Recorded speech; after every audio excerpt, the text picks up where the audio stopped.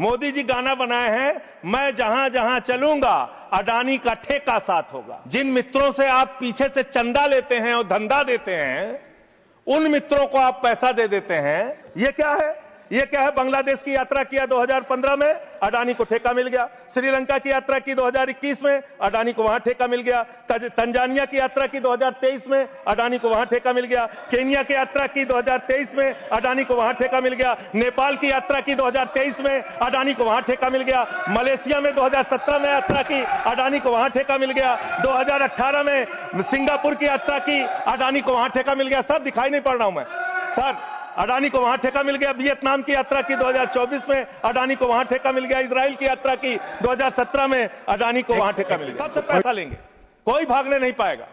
लेकिन आपके राज में, मोदी जी के राज में 9,000 करोड़ रुपए लेके विजय माल्या भाग गया। 20,000 करोड़ रुपए के लेके नीरव मोदी, मेहुल चौकसी भाग गया। 6,000 करोड़ रुपए लेके नितिन संदेशरा भाग गया। 2,500 करोड़ रुपए लेके ललित मोदी भाग गया। ये बड़े बड़े जो हजारों करोड़ रुपए के लुटेरे थे, हिंदुस्तान से भगाया किसने इनको? आपने भगाया। ये गुनाह आपने किया। इसलिए आपको देश की अर्थव्यवस्था को ठीक करने का आपकी मंशा नहीं है। आपकी जो 56 छुरी वाली सरकार थी, उन्होंने तो इन लोगों को भगाने का काम किया। आपको अपने चंद पूंजीपतियों को फायदा पहुंचाना है। देश की जनता भाड़ में जाए, कोई मतलब नहीं आपको। नोटबंदी करके आपने देश की अर्थव्यवस्था को बर्बाद किया। आपने एक अपने पूंजीपति दोस्त को हिंदुस्तान की सारी संपत्ति देके देश को बर्बाद किया। आप सिर्फ देश को लूटने वाले लोग हो। श्री संजय सिंह, सॉरी। धन्यवाद मान्यवर, आपने इस महत्वपूर्ण बिल पे मुझे अपनी बात कहने का मौका दिया। मान्यवर, ये बिल कुल मिलाकर है क्या? बड़े बकाए कर्जदारों को, जो बड़े बड़े कर्जा लेके बैठे हुए लोग हैं, उनको आप संरक्षण देने का काम इस बिल के माध्यम से कर रहे हैं। और मैं इसको इस रूप में भी कहूंगा कि बैंकों में आम आदमी का पैसा जमा है मान्यवर, किसान का, मजदूर का, कर्मचारी का लाखों करोड़ रुपए जमा रहता है। वो पैसा आप गरीब आदमी को नहीं देते, उनके रोजगार के लिए नहीं देते, एमएसएमई सेक्टर के लिए नहीं देते। वो पैसा उठा के आप अपने चंद पूंजीपति मित्रों को दे देते हैं। जिन मित्रों से आप पीछे से चंदा लेते हैं और धंधा देते हैं, उन मित्रों को आप पैसा दे देते हैं। और जब वो मित्र आपके डूब जाते हैं, तो आप उनको बचाने के लिए ये बिल लेके आते हैं। तो कुल मिलाकर बैंक डकैती को लीगलाइज करने का यह बिल है। बैंकों पर जो डकैती हो रही है आपके दोस्तों के द्वारा, आपके मित्रों के द्वारा, उसको लीगलाइज करने का काम इस बिल के माध्यम से आप कर रहे हैं। आपका ध्यान इस देश की अर्थव्यवस्था को ठीक करने के लिए नहीं है मान्यवर। मैंने पूरी डिबेट सुनी लोकसभा की, खाली एक चीज बताई जा रही है, ये लोन पहले का है, ये लोन पहले का है, ये लोन पहले का है। लेकिन मैं आपसे पूछना चाहता हूं, जब आपकी सरकार बनी तो आप तो कह रहे थे हमारी 56 छुरी वाली सरकार है, हम एक एक आदमी से डंडा मार मार के वसूली करेंगे, सबसे पैसा लेंगे, कोई भागने नहीं पाएगा। लेकिन आपके राज में, मोदी जी के राज में 9,000 करोड़ रुपए लेके विजय माल्या भाग गया। 20,000 करोड़ रुपए के लेके नीरव मोदी, मेहुल चौकसी भाग गया। 6,000 करोड़ रुपए लेके नितिन संदेशरा भाग गया। 2,500 करोड़ रुपए लेके ललित मोदी भाग गया। ये बड़े बड़े जो हजारों करोड़ रुपए के लुटेरे थे, हिंदुस्तान से भगाया किसने इनको? आपने भगाया। ये गुनाह आपने किया। इसलिए आपको देश की अर्थव्यवस्था को ठीक करने का आपकी मंशा नहीं है।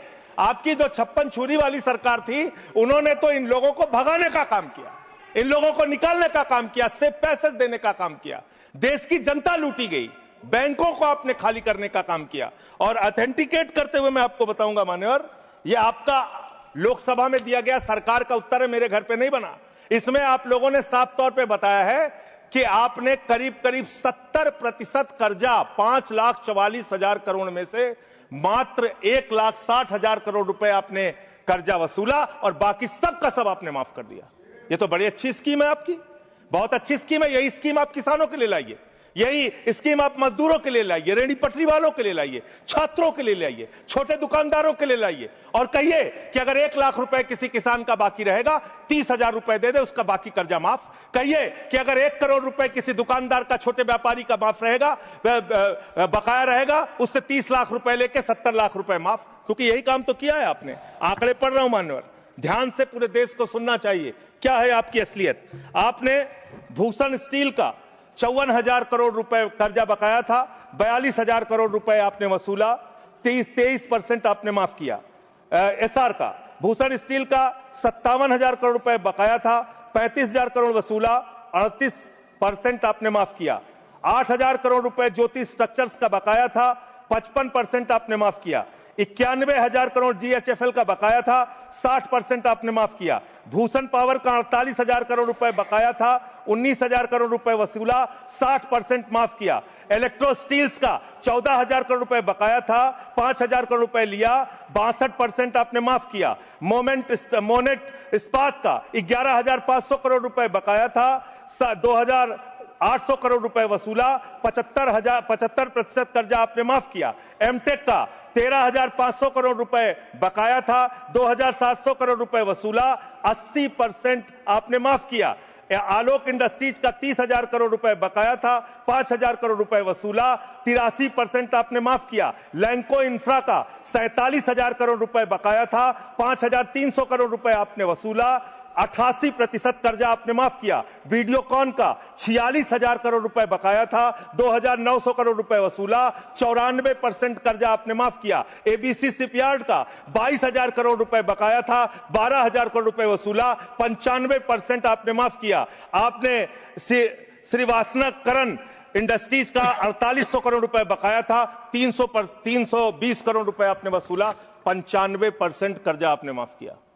मान्यवर, अभी हमारे मित्र पूछ रहे थे हेयर कट क्या है, हेयर कट क्या है, हेयर कट क्या है। हेयर कट का तो मतलब था मामूली सी छूट देनी है, ज्यादा वसूलना है। आपने तो पूरा गर्दन कट कर दिया, पूरा गर्दन कट, यानी कि बड़ा हिस्सा कर्जे का माफ कर दिया और मामूली हिस्सा कर्जे का आपने वसूला।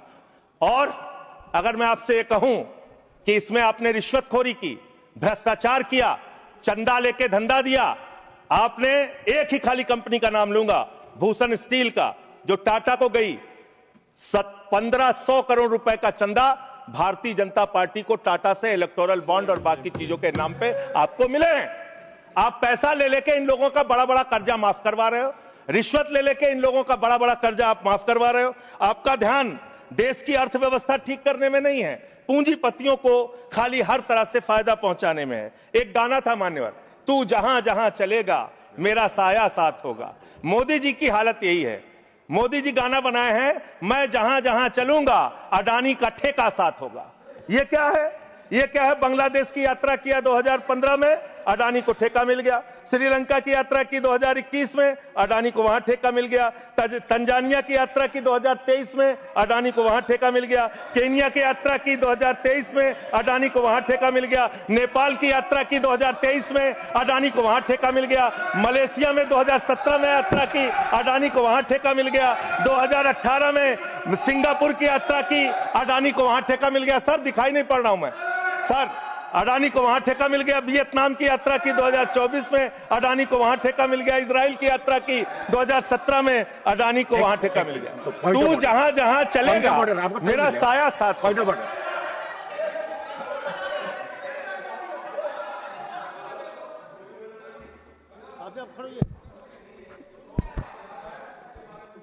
कोई भी रिलेवेंट नहीं है।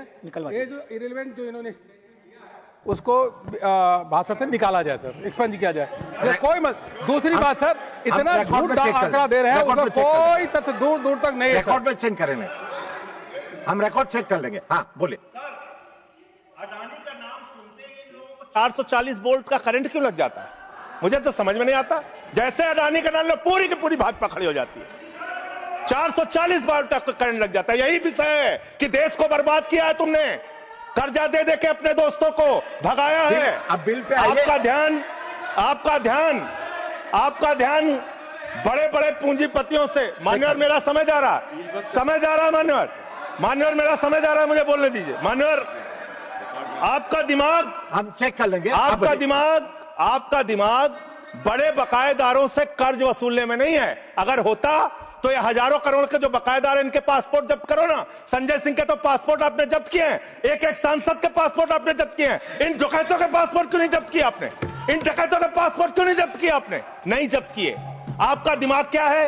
यूट्यूबर पकड़ना है, न्यूज वाले को पकड़ना है, 4 PM संजय शर्मा का बंद करना है, राजीव निगम का फेसबुक बंद करना है, मुकेश मोहन पे मुकदमा करना है। खाली आपको अपने विरोधियों का गला घोटने के अलावा दिन रात कोई काम नहीं है। खाली आपको अपने चंद पूंजीपतियों को फायदा पहुंचाना है। देश की जनता भाड़ में जाए, कोई मतलब नहीं आपको। नोटबंदी करके आपने देश की अर्थव्यवस्था को बर्बाद किया। आपने एक अपने पूंजीपति दोस्त को हिंदुस्तान की सारी संपत्ति देके देश को बर्बाद किया। आप सिर्फ देश को लूटने वाले लोग हो। आप देश को लूटने का और भ्रष्टाचार करने का और उनसे चंदा लेकर धंधा देने का काम कर रहे हैं। मान्यवर, इस बिल का मैं पूरी तरीके से विरोध करता हूं। अंतिम बात कहकर खत्म करूंगा। मान्यवर, एनसीएलटी की बड़ी चर्चा हुई।